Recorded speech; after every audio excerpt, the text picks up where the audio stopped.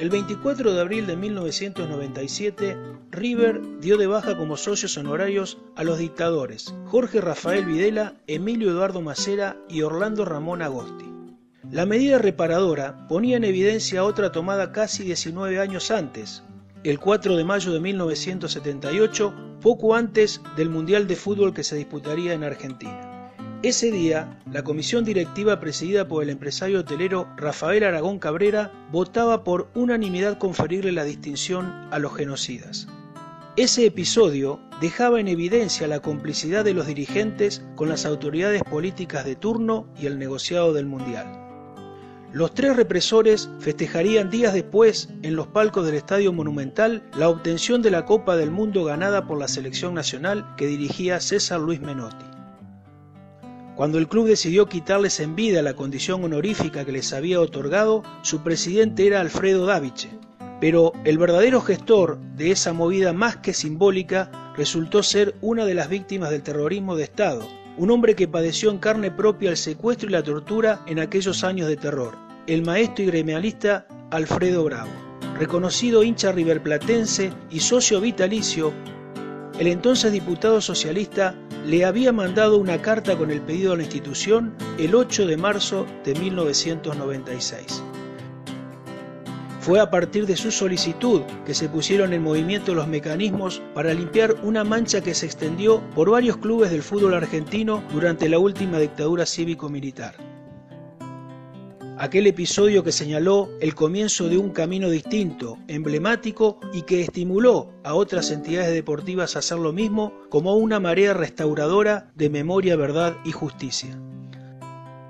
Así sucedió, por ejemplo, con Carlos Suárez Mason en Argentinos Juniors y Roberto Viola en Colón de Santa Fe, por nombrar dos de los casos más difundidos. El primero llegó a ser socio honorario y presidente de la Comisión de Patrimonio en el Club de la Paternal.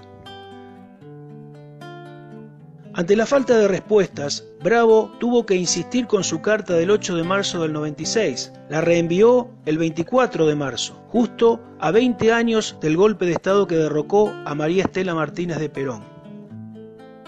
El secretario general de River en aquel momento, José María Aguilar, le comunicó que se iba a tratar el tema en la comisión directiva como finalmente ocurrió. Él redactó el proyecto que votó la conducción de River por amplia mayoría, aunque no tuvo unanimidad ni tampoco otras firmas que lo acompañaran. Hubo presiones foráneas, recuérdese que en esa época se venía de los indultos del expresidente Carlos Menem. Daviche reconoció que la medida se tomó un poco tarde. En esa época los tres integrantes de la Junta Militar todavía vivían. Agosti murió en octubre del 96, le siguieron Macera en 2010 y Videla en 2013. Hubo otros personajes nefastos que zafaron de la medida depuradora, entre ellos el vicealmirante Carlos Alberto Lacoste, el militar más identificado con el millonario y hombre clave en el ente autárquico mundial 78. En esa época era amo y señor en el club. Por ejemplo, en enero de 1979, cuando el entonces arquero Ubaldo Matildo Filiol se resistía a firmar la renovación de su contrato con River, fue citado por Lacoste a su despacho. Ahí, el marino lo recibió con un arma sobre su escritorio para amedrentarlo para que cambie de actitud. Tras la dictadura, Lacoste llegó a ocupar el cargo de vicepresidente de la FIFA, entidad que lo invitó a ver el Mundial de Francia 98.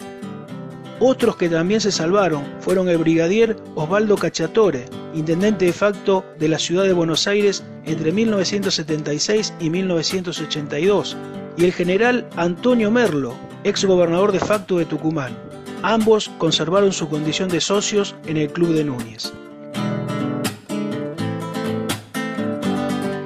Más allá del retraso que insumió la ejemplar decisión de los dirigentes millonarios ante el reclamo de un incansable luchador de los derechos humanos como fue Alfredo Bravo, se puede decir que ese día River recuperó la memoria.